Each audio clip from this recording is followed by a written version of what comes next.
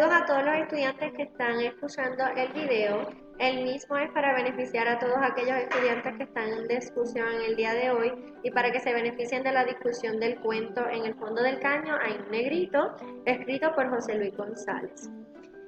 Voy a comenzar a leer para beneficio de todos. La primera vez que el negrito Melodía vio al otro negrito en el fondo del caño fue en la mañana del tercero o cuarto día después de la mudanza, cuando llegó gateando hasta la única puerta de la nueva vivienda y se asomó para mirar hacia la quieta superficie del agua allá abajo. Entonces el padre, que acababa de despertar sobre el montón de sacos vacíos extendidos en el piso, junto a la mujer semidesnuda que aún dormía, le gritó: «¡Mire, eche para adentro! ¡Diantre, muchacho desinquieto!». Y Melodía, que no había aprendido a entender las palabras, pero sí a obedecer los gritos, gateó otra vez hacia adentro y se quedó silencioso en un rincón, chupándose un dedito porque tenía hambre. El hombre se incorporó sobre los codos, miró a la mujer que dormía a su lado y la sacudió flojamente por un brazo.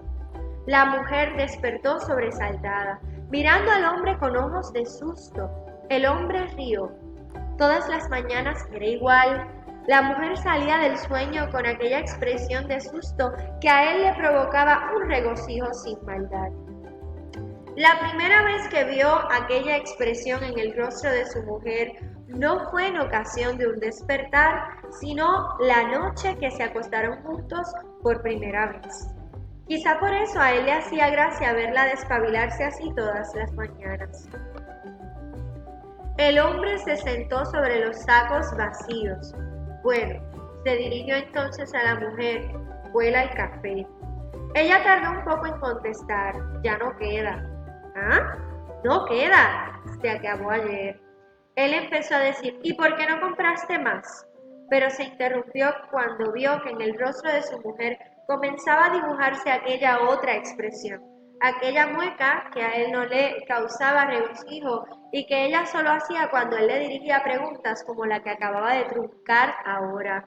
La primera vez que vio aquella expresión en el rostro de su mujer fue la noche que regresó a casa borracho y deseoso de ella, pero la borrachera no lo dejó hacer nada. Tal vez por eso al hombre no le hacía gracia aquella mueca. «¿Con que se acabó ayer?». «Ajá». La mujer se puso de pie y empezó a meterse el vestido por la cabeza. El hombre, todavía sentado sobre los sacos vacíos, derrotó su mirada y la fijó durante un rato en los agujeros de su camiseta. Melodía, cansado ya de la insipidez del dedo, se decidió a llorar. El hombre lo miró y le preguntó a la mujer: «¿Tampoco hay nada para el nene?». «Sí, conseguí unas hojitas de guanábana y le voy a hacer un guarapito ahorita».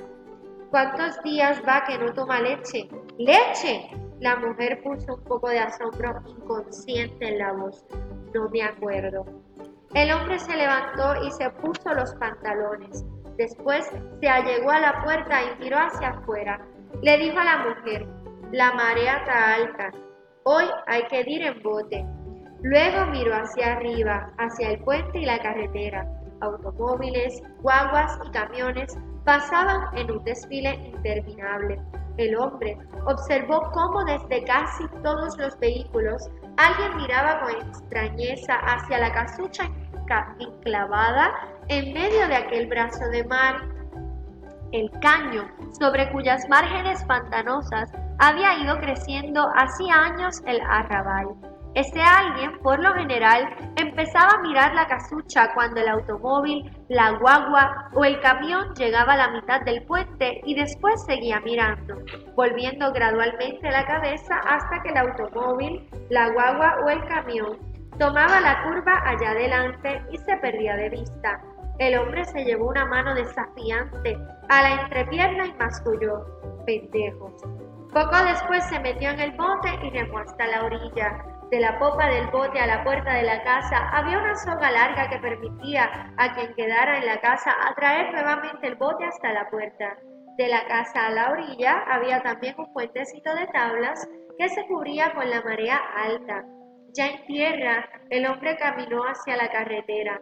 Se sintió mejor cuando el ruido de los automóviles ahogó el llanto del negrito en la casucha. La segunda vez que el negrito Melodía vio al otro negrito en el fondo del caño fue poco después del mediodía, cuando volvió a gatear hasta la puerta y se asomó y miró hacia abajo. Esta vez, el negrito en el fondo del caño le regaló una sonrisa a Melodía. Melodía había sonreído primero y tomó la sonrisa del otro negrito como una respuesta a la suya. Entonces hizo así con su manita y desde el fondo del caño el otro negrito también hizo así con su manita. Melodía no pudo reprimir la risa y le pareció que también desde allá abajo llegaba el sonido de otra risa. La madre lo llamó entonces porque el segundo guarapillo de hojas de guanábana ya estaba listo. Dos mujeres, de las afortunadas que vivían en tierra firme, sobre el fango endurecido de las márgenes del caño, comentaban: hay que verlo. Si me lo hubieran contado, hubiera dicho que era embuste. La necesidad, doña. A mí misma, ¿quién me lo hubiera dicho? Que yo iba a llegar aquí, yo que tenía hasta mi tierrita. Pues nosotros fuimos de los primeros. Casi no había gente y uno cogía la parte más sequecita, ¿ves? Pero los que llegan ahora, fíjense, tienen que tirarse al agua como quien dice. Pero, bueno, ¿y esa gente de dónde diantre habrán salido? A mí me dijeron que por ahí por Isla Verde están urbanizando y han sacado un montón de negros ajimados. A lo mejor son de esos. Bendito. ¿Y usted se ha fijado en el negrito que moro? La mujer vino ayer a ver si yo tenía unas hojitas de algo para hacerle un guarapillo y yo le di unas poquitas de guanábana que me quedaban. Ay, Virgen bendito. Al atardecer el hombre estaba cansado, le dolía la espalda, pero venía palpando las monedas en el fondo del bolsillo, haciéndolas sonar, adivinando con el tacto cuál era el vellón, cuál era un vellón, cuál de 10, cuál Z. Bueno, hoy había habido suerte. El blanco que pasó por el muelle a recoger su mercancía de Nueva York. Y el compañero de trabajo que le prestó su carretón toda la tarde porque tuvo que salir corriendo a buscar a la comadrona para su mujer, que estaba echando un pobre más al mundo. Sí, señor, se va tirando. Mañana será otro día. Entró en un colmado y compró café y arroz y habichuelas y unas latitas de leche evaporada. Pensó en Melodía y apresuró el paso. Se había venido a pie desde San Juan para ahorrarse los 5 centavos del pasaje. La tercera vez que el negrito Melodía vio al otro negrito en el fondo del caño fue al atardecer, poco antes de que el padre regresara. Esta vez Melodía venía sonriendo antes de asomarse y le asombró que el otro también se estuviera sonriendo allá abajo. Volvió a hacer así con la manita y el otro volvió a contestar. Entonces Melodía sintió un súbito entusiasmo y un amor indecible por el otro negrito y se fue a buscarlo. Fin. Ok, las preguntas que se les facilitaron a ustedes son: citar información del cuento para evidenciar pobreza, falta de educación, dónde viven los personajes de la historia, mencionar temas centrales que nacen de la lectura, resumir de qué trata el cuento.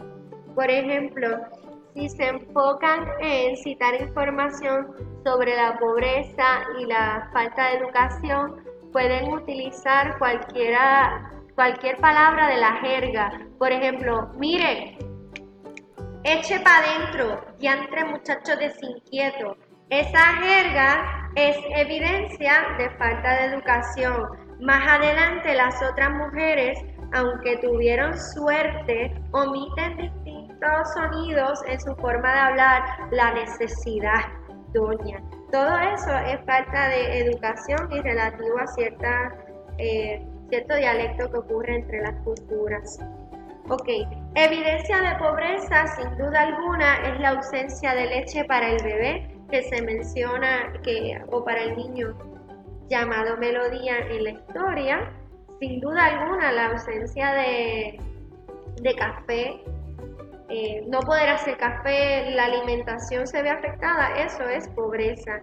Las condiciones en las que viven cada vez que se menciona el caño, la situación precaria de personas que viven donde les tocó de algún modo por suerte y por no tener otras opciones. Es un cuento que alude definitivamente a la falta de educación y pobreza. Ok, ¿dónde viven los personajes de la historia? Está claro que en el El título de la historia nos lo deja saber. En el fondo del caño hay un negrito. Estamos en área metro también porque se menciona a Isla Verde y favor de tomarlo en cuenta para analizar el ambiente de la lectura. Temas centrales: pobreza, falta de educación, crianza. Ese niño al final de la historia le sucede lo peor.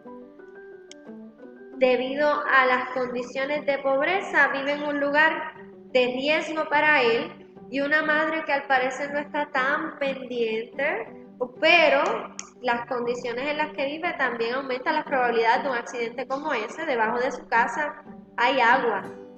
Pues, ¿qué le pasa? Cuando dice de forma muy estética José Luis González que ve a un negrito reflejado en el charco como si es él mismo. Es Melodía quien se está mirando y no comprende que es él mismo por la edad que tiene. Es un niño. Así que decide que irlo a buscar es tirarse al caño a buscarlo y es morir en el intento de seguro.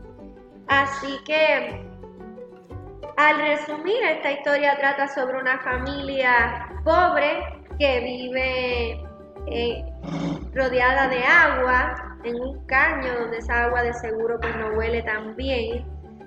Así que el enfoque de la historia es presentar cómo una familia pobre vive en unas circunstancias precarias. Básicamente con eso tendrían la información básica. Cualquier otra duda pueden escribirme por Jupiter.